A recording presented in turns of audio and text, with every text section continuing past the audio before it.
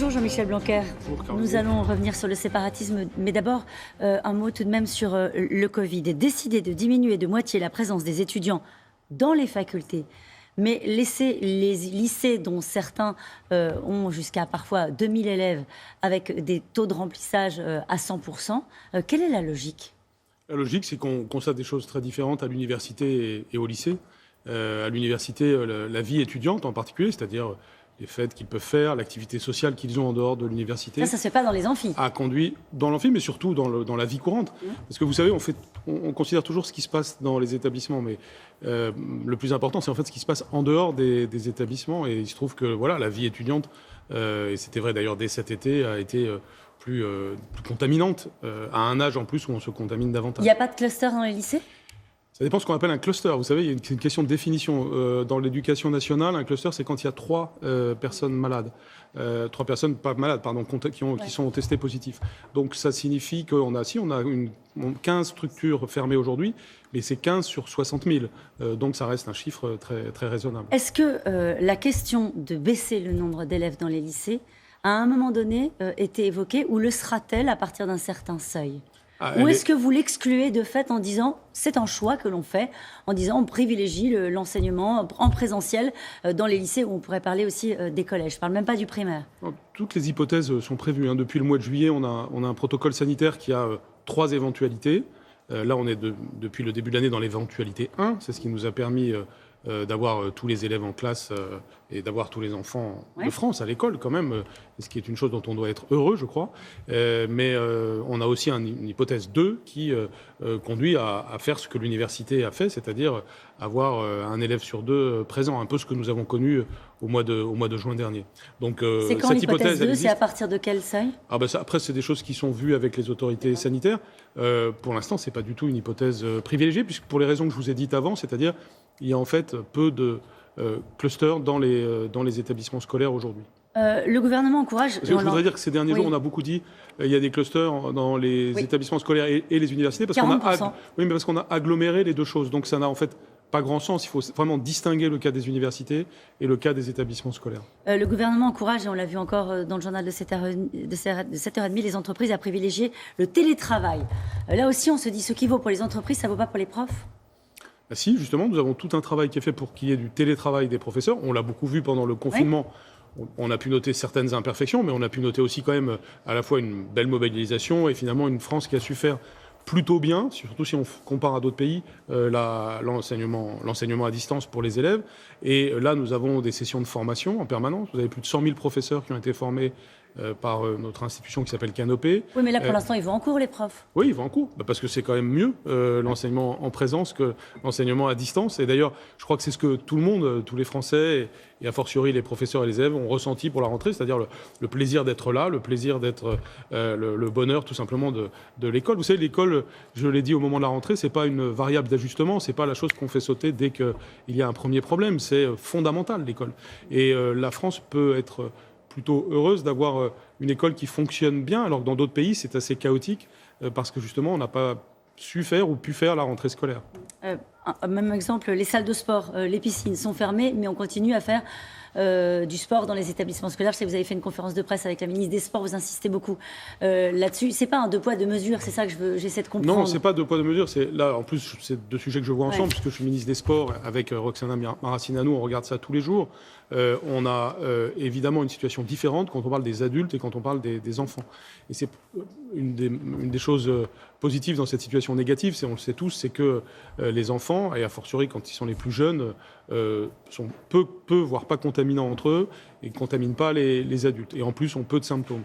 Donc ça nous permet d'avoir une activité sportive pour les enfants. C'est pas moi qui le dis tout seul, bien entendu, c'est les autorités sanitaires et nous travaillons avec. Alors, elle n'est pas facile à gérer cette crise. Qu'est-ce que vous répondez à ceux qui disent que vous naviguez à vue ?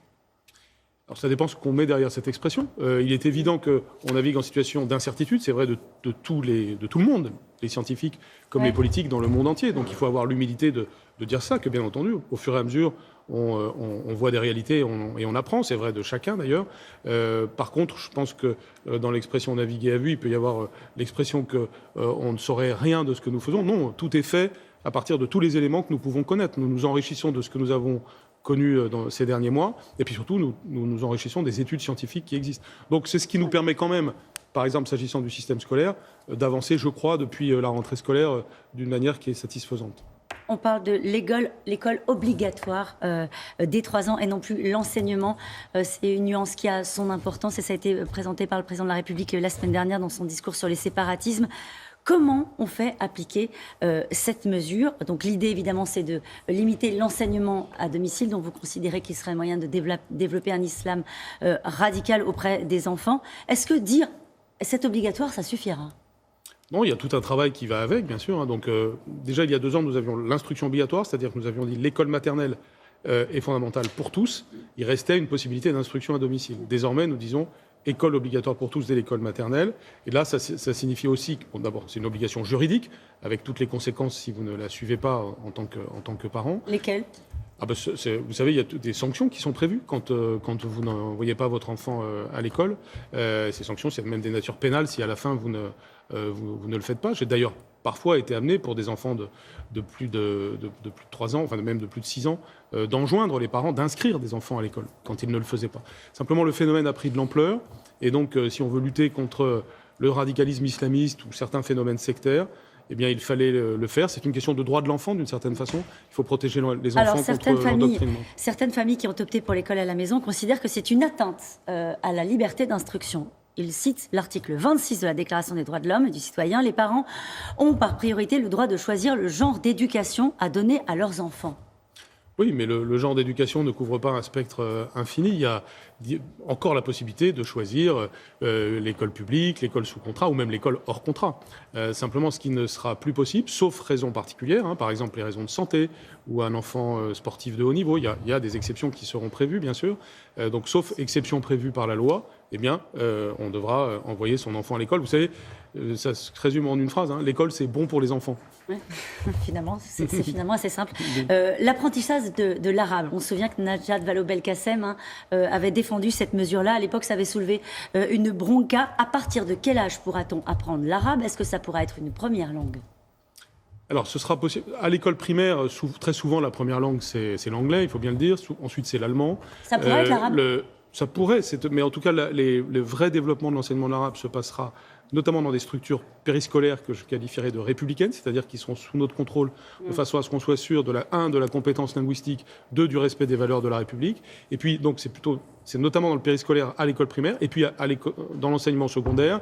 Là, nous développons l'arabe comme les grandes langues de civilisation, c'est-à-dire le chinois, le russe, les langues de nos voisins. Et oui, nous avons besoin, là aussi, dans un cadre républicain, de développer cet enseignement. Vous avez suffisamment de professeurs pour enseigner l'arabe? Alors, on a le CAPES, c'est l'agrégation en arabe, et oui, nous pouvons ouvrir des postes. Et là encore, ça nous permet d'avoir un contrôle sur la qualité des personnes qui l'enseignent. Et l'enseignement de l'arabe ne sera pas un enseignement religieux?